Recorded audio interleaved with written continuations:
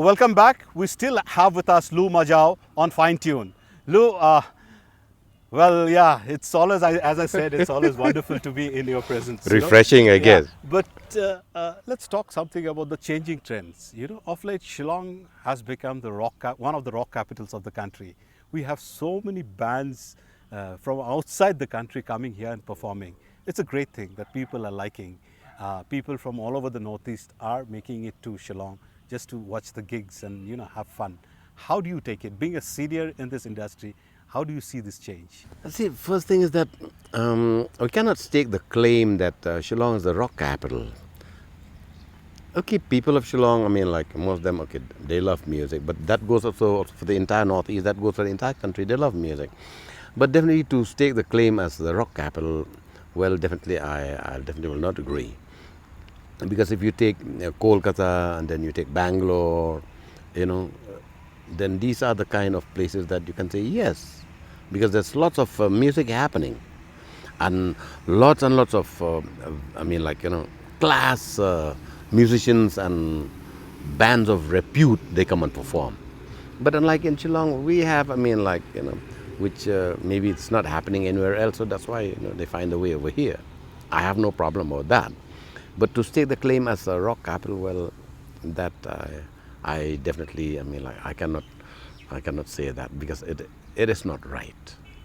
And the international bands coming and performing, Which is fine. Definitely, which is very, very fine, and especially if they can just reduce the rate a little bit, so that everyone can, the general public can go for these kind of concerts. Definitely it'll be good. Otherwise, if they have the tickets of 2,000-3,000 rupees for a 2-3 hours show, it's not nice. It's very difficult for the people to find the way over there, because with that amount of money, they can buy good guitar strings, and they can live for maybe, some families, they can even live for 2-3 weeks to a month. So the organizers, if they just cool down on the entry, kind of stuff like that, that will definitely be a big help. And of course, it's time that a place like Shillong should bring musicians of repute. Musicians as musicians, whether they are from the rock, the rock and the rock and roll, the blues, the jazz, classical, whatever it is, but they have to bring, top-notch musicians, so that they said, hey, yeah, this is it. We are not getting some leftovers or something which is not happening anywhere else. So that's why they just dump over here. But since over here, we hardly see, foreign bands, except on, DVDs or on TV sets, kind of stuff like that. So we said, hey, this is happening. Yeah, Lou, another aspect also is the lack of sponsorship. I had talked to a lot of people. Mm-hmm. They organize gigs, they want to have shows, they want to do things, but sponsorship is not there. So how do you, being a senior, you have seen music from the grassroots level. You have organized shows, you have performed in shows single-handedly. How do you see it when they talk in terms of lack of sponsors? You see, number one is that when the Indian musicians, if they perform over here, it is very difficult to get sponsors. But when the musicians from other countries, if they come over here, they definitely get the sponsors. That I am sure of it. It has proved, 101 times that the sponsors are always there.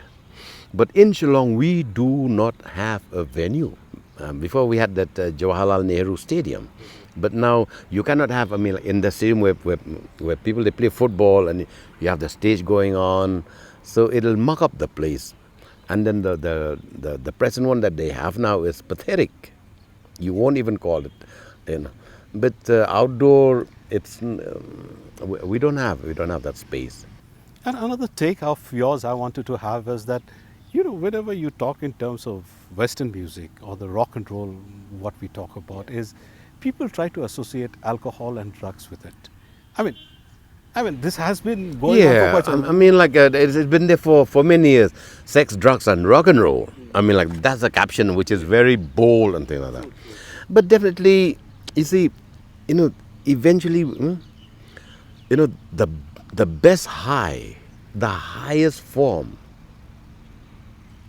of music is spiritual. By not being religious, mind you, but spiritual. So that is the highest form of music. You see, because it is just a trend. It is just kind of, they said, like, now people that they don't bother anymore.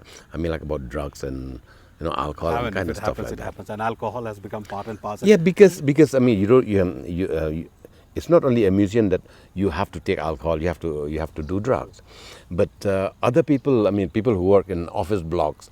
I mean, like, people who are into business, people who are into politics, people who are into any kind of other fields.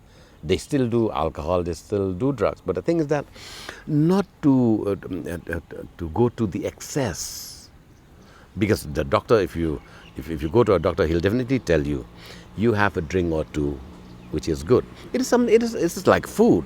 Now, if you have a plate of rice, you will survive the day. If you have 2 plates of rice, you will survive the day. But if you have 3-4 plates of rice, you'll end up in hospital. Sure. So So alcohol and drugs is everything the same in thing. control. Yeah, you I mean, like, there has to be a theory of moderation. absolutely, absolutely. And what's your take on support from the corporate houses and the government for, for performing arts? Over I won't say here, only music. over here, I mean, like, there's no such support from them. There's no corporates over here in Shillong. I mean, Shillong is still it's just a big town. It's not No, I'm talking about the entire region. the entire region. Well, in somehow in Guwahati, I mean, like, they have corporates, so they do get sponsors. Not that very huge, but somehow. But in places like Goa, Bangalore, Mumbai, Delhi, you get the sponsors. The corporates, they come in. And what about the support from the government?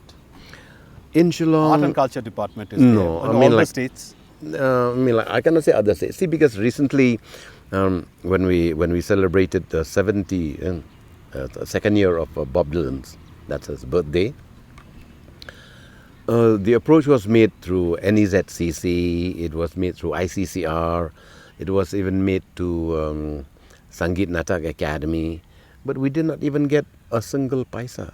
Right. So it's Lou Majaw who has to pay not the 100% of the expenses, but definitely part of the expenses is borne by Lou Majaw. Why Lou Majaw does that is because of my love for music and my respect for Bob Dylan. And I want that, to share this joy, this happiness with everyone around. with everyone. How nice, how great, and how thoughtful on your part that you think it that way. Yeah, I take it that way. It's time to take a short commercial break now. And before we go for the break, আপোনাৰ পৰা এটা অসমীয়াত গান শুনিব বিচাৰো। কি গান? Koreasta. Recording Shillong. Kali ek do line no ba? Hengulia akakot kuru jor kela komokot endargo. Hengulia akakot kuru jor kela komokot endargo.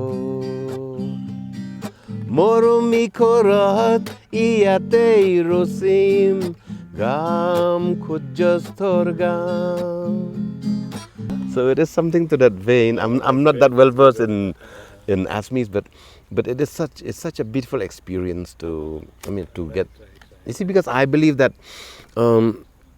we can cross boundaries through the power, through the vehicle called music, but let's not cross the boundaries, of the borderline, like from one state to the other.